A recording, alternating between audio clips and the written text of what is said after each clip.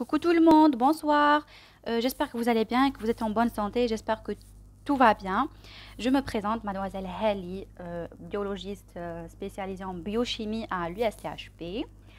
Je suis spécialisée en biochimie et passionnée par la biologie végétale. Comme vous voyez, ça c'est une vidéo qui va porter sur les spermatophytes. Et plus exactement les spermaphytes. Les spermaphytes font partie des études de botanique. C'est un module de deuxième année biologie. Donc, je répète ma phrase. Coucou tout le monde, coucou les biologistes. Cette vidéo, elle est dédiée aux biologistes de deuxième année SNV. Pour les orienter un petit peu dans les révisions. Donc, dans ce cours précisément, on va dire les coniférophytes ou les cicadophytes. Je vais dire les classes, les gymnospermes. Donc, je commence par les caractères généraux. Donc, où je m'entends les spermaphytes? Les spermaphytes, ce sont les plantes à graines. Les spermaphytes, ce sont les végétaux supérieurs qui portent des graines. Donc, il faut savoir que il y a deux termes qui sont confondus, les spermaphytes et les spermatophytes.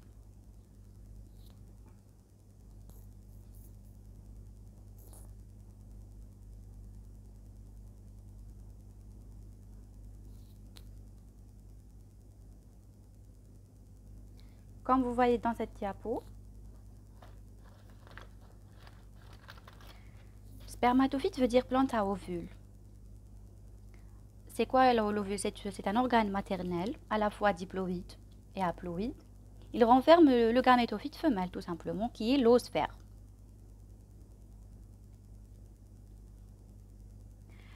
Le gamétophyte femelle qui produit le gamète femelle. Le gamète ou la gamétophyte, mais chez kif kif. Gamétophyte, c'est une structure qui porte le gamète. Le spermaphyte veut dire plante à graines. Spermatophyte veut dire plante à ovules. Donc, spermato veut dire ovule. Spermaphyte veut dire plante à graines. La fécondation n'est pas aquatique. La fécondation, elle ne dépend pas du tout de milieu aquatique. Le transfert des noyaux reproducteurs mâles se fait par l'intermédiaire du pollen qui est le grain de pollen qui est le gamétophyte mâle. Dans les schémas qu'on va voir dans pas longtemps, on va bien définir le gamétophyte mâle. Je préfère vous expliquer, vous présenter d'abord la classification des spermaphytes ou les plantes à graines. Les spermatophytes comprennent les fougères ou les ptéridospermales. Ils comprennent les cicadophytes. Ils comprennent les gingophytes, les coniférophytes et les gnétophytes. Ça paraît un peu bizarre, mais c'est très agréable à étudier. Je répète encore, je suis passionnée par la BV et la botanique. Je peux vraiment simplifier de telle façon à ce que vous puissiez apprendre et retenir quelques termes importants. Donc, cicadophyte, on va voir Cicas repoluta. Gingophyte, Gingo biloba, qui n'est pas inclus dans le programme de 2020. Coniférophyte, par contre, si. Donc, l'espèce étudiée, c'est le Pinus sylvestris ou la alpensis. Et les gnétophytes, il y a les gnétophytes qui ont des espèces, une espèce étudiée. On va pas vraiment détailler les gnétos. Genre, il y a un tableau à voir. Il faut savoir que il y a un bleu rouge. Cicadophytes, gingo, coniféro et gnétophytes, ce sont les gymnospermes. Le dernier groupe, ou le sous-embranchement, c'est les angiospermes. Donc, les spermatophytes forment les fougères à graines. Les cicadophytes, gingophytes, coniférophytes et gnétophytes, les gymnos. Les angiospermes, ce sont les angios.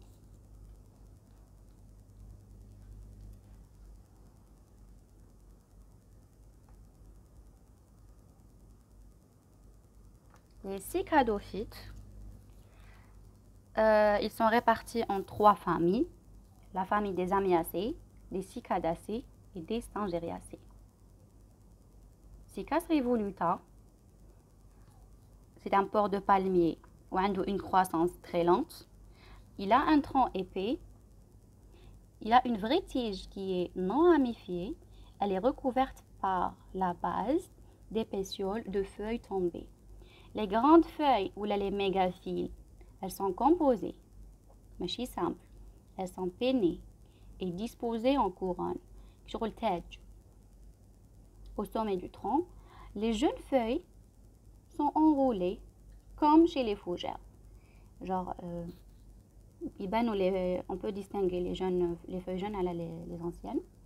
L'appareil racinaire, il est pivotant parce que c'est des gymnos. Et il existe des racines secondaires qui manquent une fois de le schéma. Les racines secondaires, les racines coralloïdes, ce sont des racines hétéromorphes et contractiles. L'espace cycase révoluta, il peut synthétiser une molécule très toxique appelée cycasine. عندهم des vaisseaux, عندهم un bois homoxylé. Les gymnospermes عندهم bois homoxylé وعندهم des vaisseaux conducteurs xylem et phloème et tissu secondaire اللي هو le cambium. C'est un tissu générateur, il met le bois et le libère. Donc عندهم une zone, عندهم des faisceaux libéraux-ligneux, xylem et phloème séparés par une zone cambiale et disposés en oméga inversé, la coupe transversale de la tige et la racine. Et voilà, ça c'est concernant l'anatomie. Et ça a été déjà fait en BEV de L1. Donc je répète.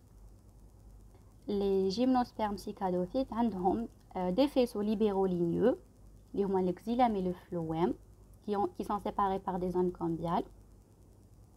Et ils sont disposés en oméga inversé. Passons maintenant à l'appareil reproducteur, qui a deux types, bien sûr, l'appareil reproducteur mâle et femelle. L'appareil reproducteur mâle, il contient quoi? Il contient un cône de 50 cm de long, ou fait des écailles. Les écailles, c'est synonyme de microsporophile. Microsporophile, c'est une petite feuille des sacs sporifères. Les sacs sporifères contiennent des grains de pollen.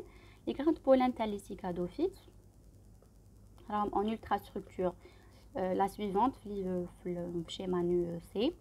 Le grain de pollen, il est appelé gamétophyte mâle car il porte les cellules, la cellule génératrice. Et il y a deux autres cellules, la cellule basale et la cellule végétative. Un noyau, bien sûr, avec les deux parois, l'exine et l'intine. Donc, le grain de pollen tel les cicadophytes ou le gamétophyte mâle. Donc, là, on peut bien distinguer un cycase, on peut bien distinguer le gamétophyte mâle à la femelle. Par contre, le gamétophyte femelle, ou l'appareil reproducteur femelle, c'est un cône de 40 cm de diamètre formé de feuilles fertiles, les macrosporophiles. Les macrosporophiles, elles portent des ovules. Ou les ovules, c'est quoi? C'est le gamétophyte femelle. Le gamétophyte femelle, il porte à l'intérieur l'archégone.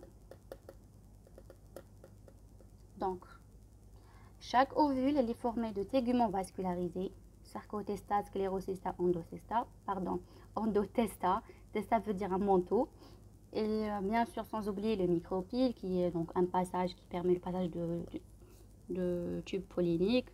L'archégone, qui porte le gamète femelle.